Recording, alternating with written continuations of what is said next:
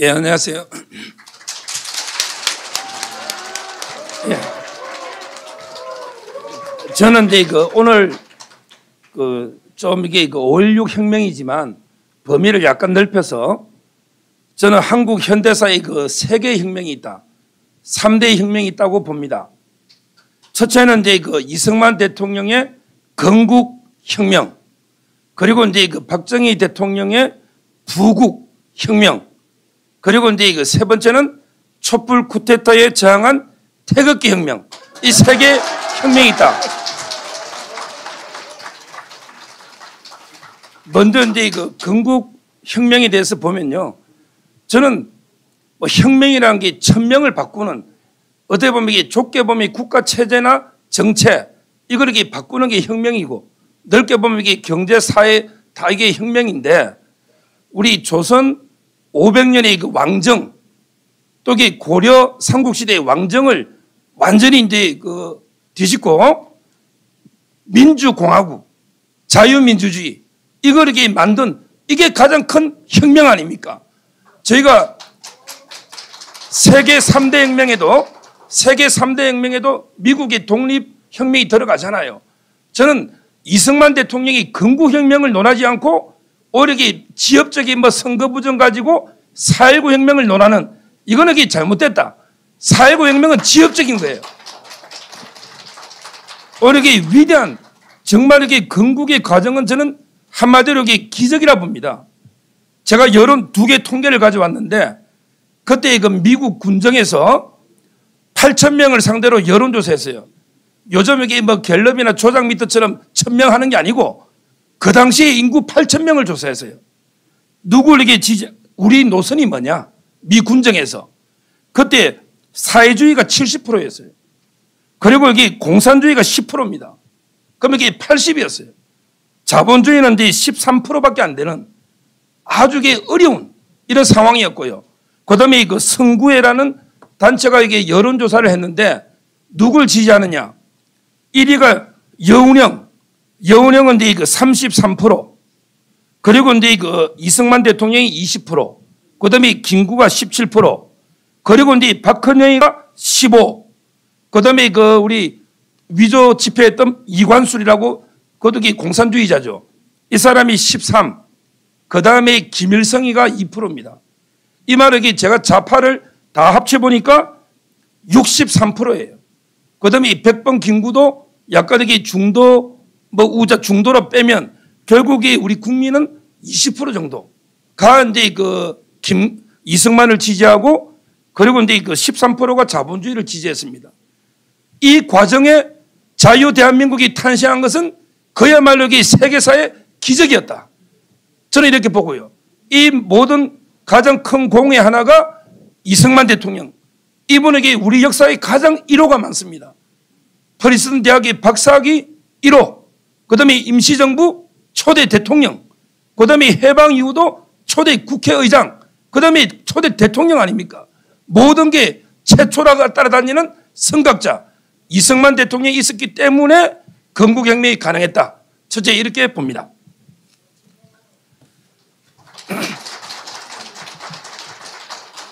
그 다음에 두 번째, 우리 박정희 대통령의 저는 이제 부국혁명, 정치적 혁명도 중요하지만, 그러나 경제적 혁명도 아주 중요합니다. 우리가 왜 신석기 혁명, 청동기 혁명, 철기 혁명, 왜 산업혁명을 논합니까? 이런 경제혁명이 정치 못지않게 중요하기 때문에 박정희 대통령이 이기 전까지는 과연 우리가 노력하면 잘 살 수 있을까? 이걸 누가 생각했습니까? 우리도 노력하면 잘 살 수 있다. 우리도 할 수 있다. 이런 정신혁명. 그리고 저는 박정희 대통령 생가를 가서 정말 의록을 보고 제가 감동을 받았는데, 보통 책에는 잘 안 나오더라고요. 생가에 가면 새겨진 글귀입니다. 가난은 나라만이 구할 수 있다. 야, 저는 우리 옛날 조선시대까지, 야, 가난은 나라님도 못 구해. 가난은 안 돼. 나라님도 못 구한다. 이게 우리 체념하고 포기하는 거 있잖아요. 그런데 박정희 대통령은 가난은 오로지 나라만이 구할 수 있다. 이런 신념으로 정신혁명, 근대혁명을 했지 않습니까? 이게 저는 위대한 박정희 대통령의 정신이다. 이렇게 두 번째 보는 거예요. 그리고 이제 그 세 번째, 저는 이게 중요하다 봅니다. 아마 이게 윤석열도 이승만, 박정희 대통령까지는 승계할 겁니다. 그러게 그게 아마 저는 한계가 아닐까. 진짜 중요한 거는 이 태극기 혁명, 이걸 제대로 개성해야만 이게 윤석열 정권이 어느 정도 순조롭게 5년 임기라도 할 겁니다. 뭐냐? 제가 여기 그 역사책도 쓰고 역사를 많이 보면서 보통 이게 혁명이라는 거는요, 다 이게 기존의 체제라든지 기존의 왕정이라 이걸 뒤집는 거 있잖아요.